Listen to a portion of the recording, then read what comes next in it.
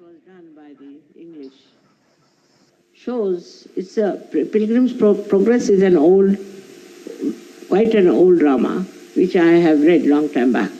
But this is the real pilgrims. They have shown how a seeker goes into wrong ways, methods, and throughout they are very nicely brought in how even a Saj Yogi, while rising, falls into different pits. So it's a very good thing for you to know that if you are Saj Yogis, you should be very careful. And you should see that you don't fall into these pits and ultimately the ego and superego. In the West, the problem is more of ego, not of superego. And for ego,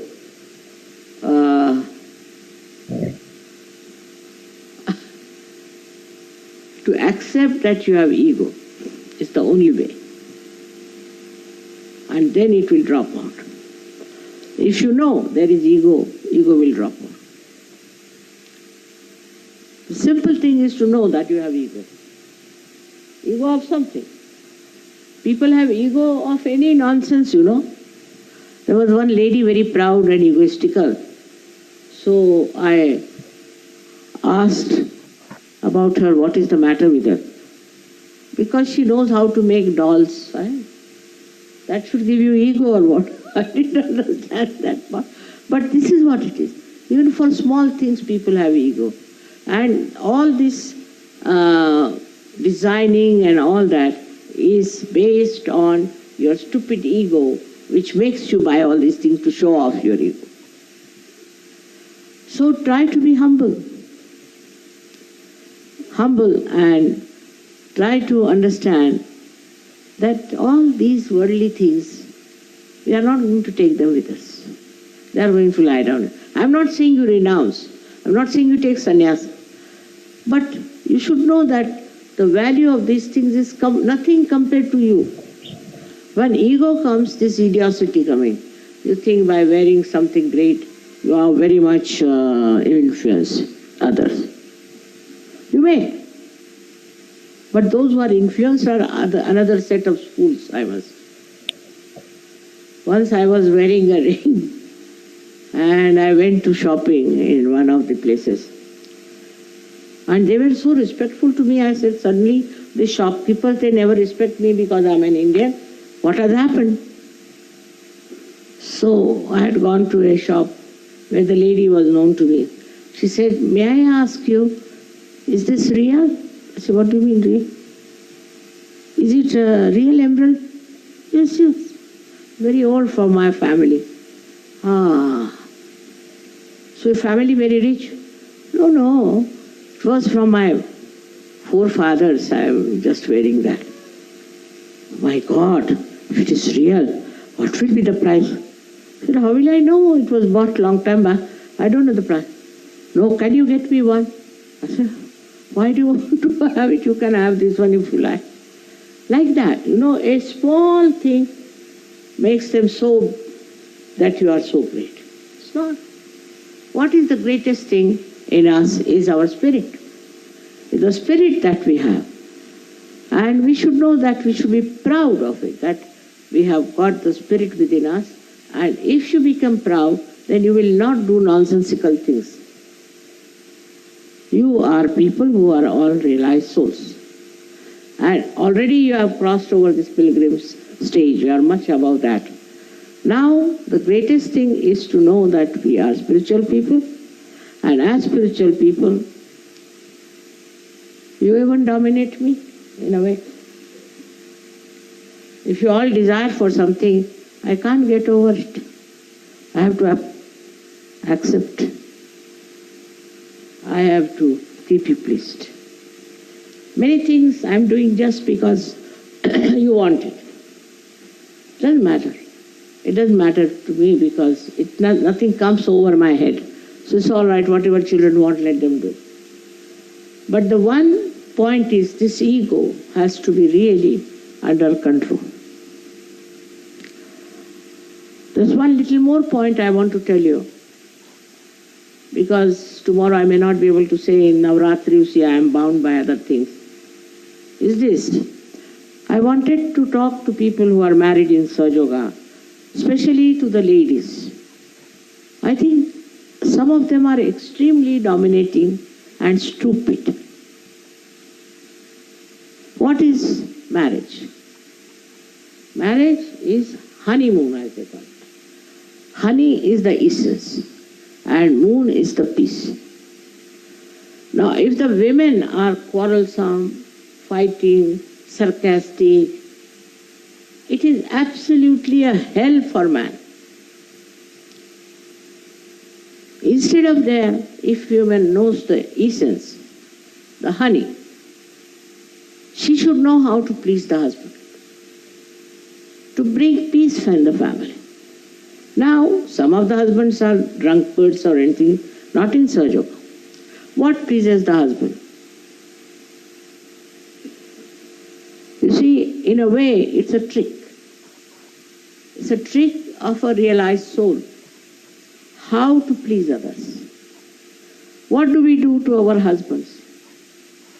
Do we try to please? First of all, find out what he likes. My husband, I would say, is gone away, thank God. He used to say you shouldn't wear any flower in your head. But in Maharashtra, all the married women are supposed to wear flowers. Since that day, I've never worn any flower in my head. It's all right, doesn't matter. He didn't know what I was. So he said, don't wear any flowers, I don't. Then he said, you must wear bangles, because he comes from a very traditional family. All my life I have worn bangles.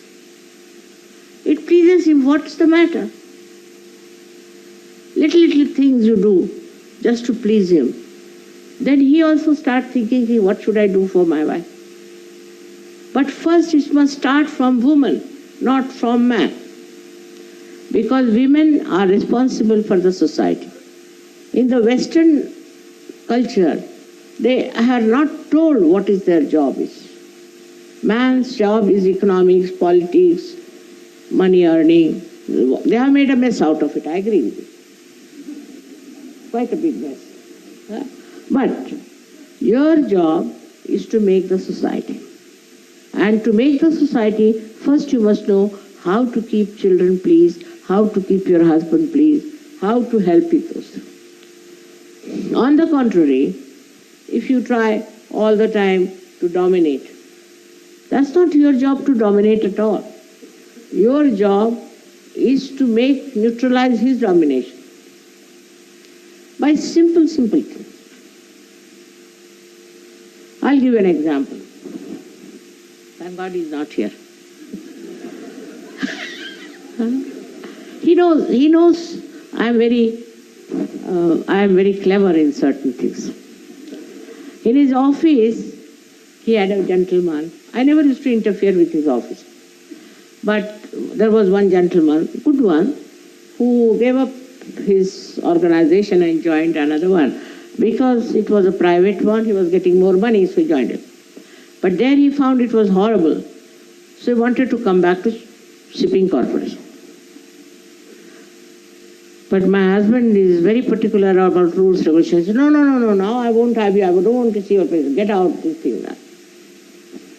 So he came to me. Normally I never interfere. He came to me and he said, if you tell him, he might listen. I said, no, if I tell him, he will never listen. But I know how to do it. So I told him that this gentleman came to see me. So he's come to the right person. Now, are you going to trouble me about it? No, not me. But just think why he came to me. He said, why? Because he thinks I'm more generous than you are. Immediately, this competition.